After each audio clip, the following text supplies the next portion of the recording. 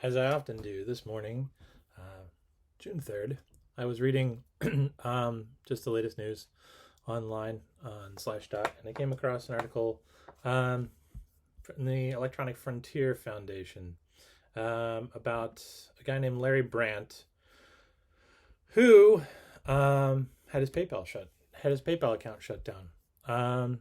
So he's a longtime supporter of internet freedom. Never heard of him myself, apparently, but he used a lot of his PayPal account to run Tor nodes around the world. If you don't know Tor, it's the Onion router.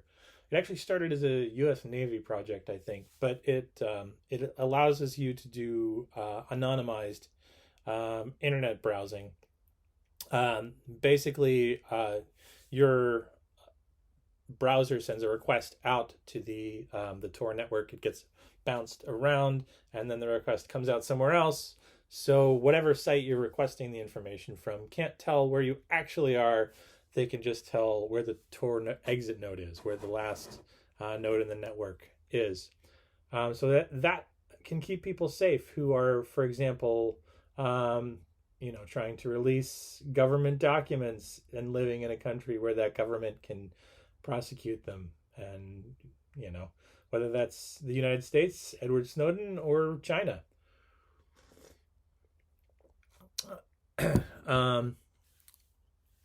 So this is kind of a sad thing for PayPal to do, and maybe Larry Brandt did something else that's illegal, but I think that this sort of Electronic Frontier Foundation is a great word for it. Financial censorship is really what it is.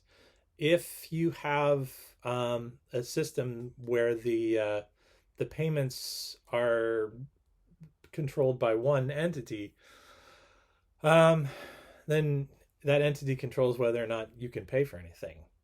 And PayPal, I've used it a lot. It's a great way to transfer money between people around the world, as opposed to the local version here, Vips in Norway, which is only good in Norway because you have to have a Norwegian phone number and bank to use it. Now the Norwegian system is much more closed than the rest of the world. The Norwegian banks are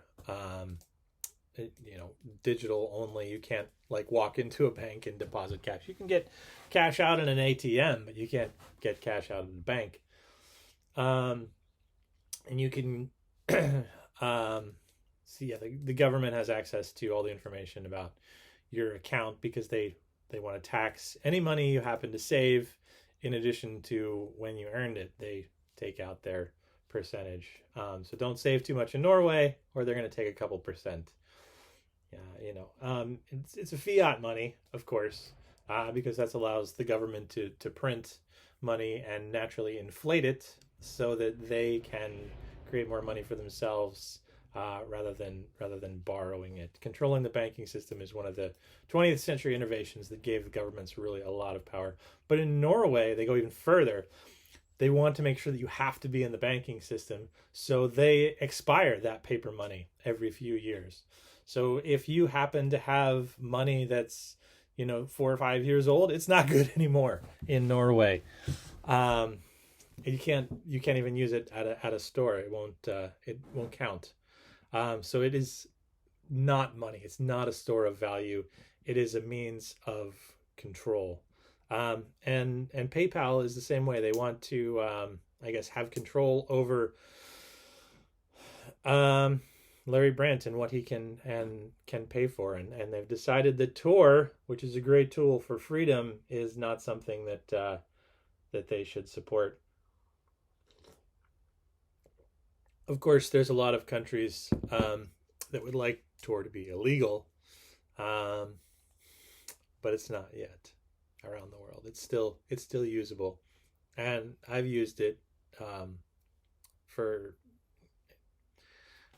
I'm not a international journalist or anything like that, so you don't need it for those kind of safety things when you're just a regular guy like me. But interesting interesting technology, and I hope that I am never in a situation where I would need it. But it's nice to know that it's available for people like Edward Snowden um, to release information about governments spying on us, and yeah, the financial crackdown. I guess it makes me think of an old biblical parable, um, where they're trying to trick Jesus, I guess, and saying, whose money is this? Is this your money? Is this Rome's money? Is this God's money? Is what is it? It's Caesar's face on it. So render unto Caesar. Well, I guess all of our money has all of our local Caesars faces on it, or well, they put other people's faces on it now too to try and make us think that it's socialist and it's good for us, but it's still a means of government control. So not happy with PayPal for that, but it's incredibly useful. So I will probably keep using it, which I guess I'm not using my power as a consumer, but I have to be able to pay for things. Give me something else, guys.